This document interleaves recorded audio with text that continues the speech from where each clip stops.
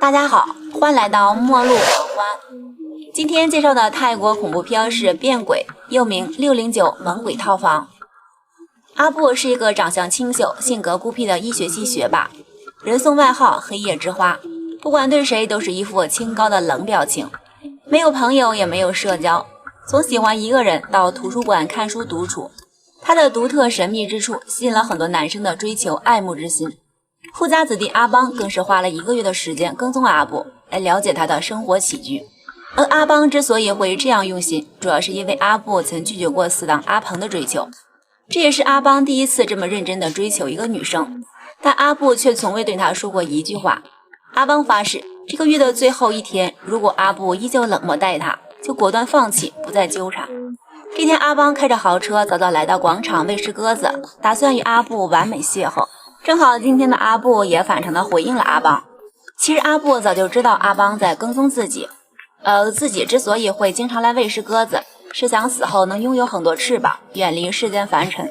随后阿布坐上阿邦的豪车，享受了一番自由翱翔的快感。这一举动反让阿邦有些失望，认为阿布和其他女生一样，都是喜欢豪车的物质女豪。当把阿布送到家门口后，阿邦好奇地询问阿布，为何对自己的信息不闻不问。原来阿布早就对他了如指掌，不管是他的姓名、血型、家世，还有现任女友，都是倒背如流。而阿邦却反驳道，自己现在没有女友，你才是唯一。第二天两人就去了海滩玩耍，还寸步不离的在酒店待了3天3夜。阿邦疑惑地询问阿布，为何拒绝开保时捷的公子哥阿鹏。阿布表示自己不会因为车子爱上一个人，你不像阿鹏那样谎话连篇，也不像他那样装模作样。我爱你也不是因为你的家世，而是因为你的真实。画面一转，阿邦和阿鹏几个公子哥围坐在电视前，观看着两人在酒店的录像，还鼓掌庆祝阿邦成功拿下阿布。因为之前几人就曾打赌，拿下阿布者赏高档红酒1瓶。现在阿邦荣登榜首，没想到1瓶红酒的赌注竟然毁了女孩的一生。那天之后，阿邦就换了手机号，好像人间蒸发一样。阿布再也没有见过阿邦，整个人也变得魂不守舍。2个月后，阿邦被父亲安排去英国留学，而此时的阿布已怀身孕，失魂落魄地站在厕所角落。继父过来接阿布回家，还专门买了一支钢笔送给他。继父并没有载阿布回家，而是带他来到酒店，对阿布做着过分亲密之事。阿布不停地哭着祈求不要做这种事。原来阿布从小就被继父侵犯，但这一次阿布再也无法忍受继父的羞辱行为。就在继父钻进裙底的瞬间，阿布推开钢笔，发疯般的朝他头上刺去。回到609出租屋后，阿布拿起刀想要自杀，一死了之。这时阿邦突然打来电话，两人见面后，阿邦说出了实情。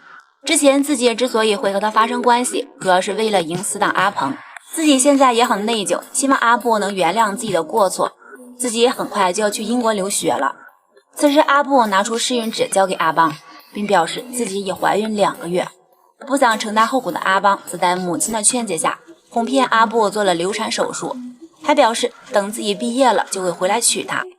痴情的阿布信以为真，没想到阿邦刚把身体虚弱的阿布送到609，就谎称帮阿布下楼买粥，狠心的开车离去，开始了自己的英国留学之路。这天晚上，包租婆来找阿布，因为他已连续欠下了2个月的房租。阿布打开门表示自己明早就会交钱，可是第二天一早，包租婆却并没有收到阿布的租金，很是恼火，气冲冲地打开609的房门，还叫来工人把安全链给锯断。两人进屋后，均闻到了一股腥臭味。突然工人一声大叫，包租婆循声来到卫生间，并看到了已经腐烂发臭的阿布尸体。警察赶到后将尸体包裹起来，警长则告诉包租婆，死者是1个月前死于堕胎大出血。这让包租婆一脸懵，莫非自己昨晚撞鬼了？此时房间里的2个警察正准备把阿布的尸体抬出去，突然尸体自己晃动了起来，吓得两人赶紧松开手。下一秒尸体竟诡异地坐了起来，2个警察二话不说直接开溜。而后一个老警察刚向屋内瞄去，房门就猛地自动关闭。警长来到门前想要再次打开，没想到房间里却传来阿布的声音，让这群人赶紧走开。警长再三确认后，里面并没有人。那么刚才的声音是谁发出来的呢？警长生气的上去就是一脚，随即身边的老警察就趴倒在地，好像在踹他的肚子一样。而另一个警察踹门时，警长也瞬间趴倒在地。众人感觉很是邪门，可能是撞鬼了，纷纷撤离。随后包租婆找到附近的神汉，希望能驱除房间里怨气深重的厉鬼。但是神汉那些骗人钱财的小把戏在阿布这里根本不管用。经过一番瞎折腾，神汉进入了房间。当其他人正打算进去时，房门却自动关闭，而神汉手里的木棍竟神奇地跑到了尸体身边。当他小心翼翼地去拿木棍时，突然一只手出现，紧紧抓住他。伴随着一声长长的惨叫，全身是血的神汉也被厉鬼给吓跑了。后来包租婆在神汉的介绍下，又找到大师帮忙驱除冤魂。晚上大师就来到609，却并没有发现什么异常。就在工人把尸体抬起来的时候，房门又自动关闭。带的工人赶紧松开手，屁股尿流的躲到大师身后。突然狂风大作，大师见情况不妙，赶紧十指聚拢，默念天灵灵地灵灵，阴风果然停了下来。最后大师拿起绳子想要控住女尸，没想到女尸突然弹了起来，吓得大师连连躲闪，而后又拿出驱邪法宝，想要收了这个厉鬼。没想到刚拔出法宝，屋内的灯就全熄灭，其他3人吓得是嗷嗷乱叫。大师则镇定地点着蜡烛慢慢靠近，刚要把匕首插进尸体，就是一阵电闪雷鸣，忽明忽暗。这时厉鬼阿布慢慢现身，看起来凶狠地向大师扑过去。最后3人连滚带爬地离开了这个猛鬼屋，而大师则踉踉跄跄地走了出来。只见那把降妖除魔的匕首就插在他身后。包租婆被眼前的这一幕吓傻，站在原地一动不动。耳边又传来冤魂阿布的声音：“你为何总想赶我走？”然后又站在走廊凶神恶煞地说道：“现在该轮到我赶你们了。”包租婆听后大惊失色离开了。而阿布的幽魂也不断地出现在电梯走廊，恐吓那些曾经驱赶自己的人。由于阿布亡魂的频频现身，这里的房客都陆续搬离。这天阿布和平常一样，平静地坐在书桌前。突然一阵敲门声，打开一看，竟是继父。对方直接冲了进来，把阿布拽到床上，朝他的头上不停地打去。突然阿布的脸变成了恐怖鬼脸，而后又猛地坐起来。继父直接大叫着离开了609，开车的路上还不停地拿着护身符祷告。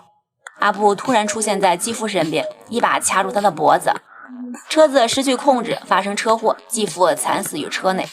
这天晚上，阿布再度重现死前的场景，撕心裂肺的痛苦哀嚎传遍整栋出租楼，鲜红的血水也随着身影遍布大楼的各个角落。所剩无几的租客全部搬走，最终变成了一座无人鬼楼。不久后，留学回来的阿邦又来到了609，阿布的面孔依旧美丽动人，但阿邦却并不知道，此时的阿布已是一个亡魂，不停地向阿布忏悔，都是父亲逼自己去留学，从今天起我会一直在这里陪你。善良的阿布原谅了这个决心悔过的男人，又重新开始了2人的幸福生活。第二天，阿邦醒来后却并没有看到阿布，然后就来到楼下的理发店洗头。从大姐那里得知609是一个鬼屋，里面住着一个因堕胎大出血死去的厉鬼。阿邦并没有在意，返回609还是没有见到阿布的身影。就在他躺在床上休息时，突然听到衣柜发出声响，急忙起身查看，竟是裹着白布的尸体从里面掉了出来。阿邦探头看去，突然面目狰狞的女鬼坐了起来。此时阿邦也猛地坐起来，原来刚才是一场噩梦。阿邦笑着说自己也梦到了女鬼，可能是理发店的大姐说这个房间闹鬼才会做这样的梦吧。随后阿布就来到理发店，一通恐吓，警告那些人不要多管闲事。晚上想要亲热一下的阿邦却遭到了阿布的躲闪拒绝。后来阿邦就和楼下粥铺的小美发生了关系，身为女鬼的阿布怎会不知。来到粥铺买了一碗热粥，回去后把阿邦的手脚捆绑起来，将他的裤子脱掉，随即把刚买的热粥倒在了他身上，烫的阿邦发出阵阵惨叫。包租婆听到昨晚的惨叫声，也来到了走廊查看。突然阿邦从609爬了出来，手脚都被捆绑着，嘴里不停地喊着救命，随后就被脚上无形的绳子拽了回去。包租婆惊恐地看着，阿布又突然出现在眼前，吓得包租婆慌张地返回了房间。这时姐姐打来电话，表示已经找到了驱鬼大师，这让包租婆开心的不得了，指着609放肆的大喊：恶鬼，明天就等着死吧！此时609里的阿邦正痛苦地大叫着，为了不让阿邦再沾花惹草，阿布打算锯断他的双腿。没多久，情人小美来到609，看到阿邦的双腿已被锯断。就在他准备给阿邦解开绳索时，衣柜门突然打开，阿布手拿铁锯，快速向小美冲了过来。然后阿布的鬼魂就附在了小美身上，中邪似的抽搐起来，开始锯自己的双腿。突然房门又自动打开，小美转过身向门外看去，站起来又坐下，好像被一股无形的力量控制着。原来是驱魔大师赶到，徒弟们捉着他的手，法师则把一块红布盖在阿邦头上。阿邦挣扎了一会儿之后就一动不动了。随后法师又打开衣柜，把红符钉到了尸体上，开始默念天灵灵地灵灵。被阿布鬼魂附身的小美嘶吼了一会儿后，身体瘫软倒在了地上。然后师徒3人把阿布的尸体抬到车上，准备去寺庙火化。可是在去寺庙的路上，尸体上的红符随风飘走。徒弟慌张地通知法师，就在法师叫包租婆停车时，没想到包租婆早已被阿布鬼魂附身，满脸杀气地盯着自己，还控制着方向盘，直接向迎面的货车撞了过去。晚上，小美又来到609鬼屋，想要叫醒红布下面的阿邦，可他却没有任何反应。随后，小美就从阿邦的钱包里找到了他家的联系方式，打电话过去告诉他父亲过来接他。阿邦病得很重，可阿邦的父亲却伤心地表示，不要再冒充阿邦了，他1个月前就已经死了。美放下电话，掀开那块红布，看到了阿邦那恐怖狰狞的鬼脸。原来阿邦去英国期间就开始吸毒，回来后因吸食过量死去。其实和阿布在一起的也是愧疚的阿邦鬼魂。电影结尾，阿布又回到了609室，平静地坐在书桌前。突然敲门声响起，开门一看，却只有一盆绿植。走出门口，看到被截肢的阿邦，就坐在609室的走廊，靠着墙，一脸愧疚地说道：“对不起，请原谅我。”然后用2只手慢慢地走过来。阿布在阳台上仰望着星空，阿邦就蹲坐在旁边，搂着阿布的腰，窗帘上映着2人甜蜜的影子。情人小美则疯疯癫癫地离开了609室。好了，今天的电影就说到这里，喜欢的话就长按点赞、关注并转发一下，感谢大家观看，我们下期再见。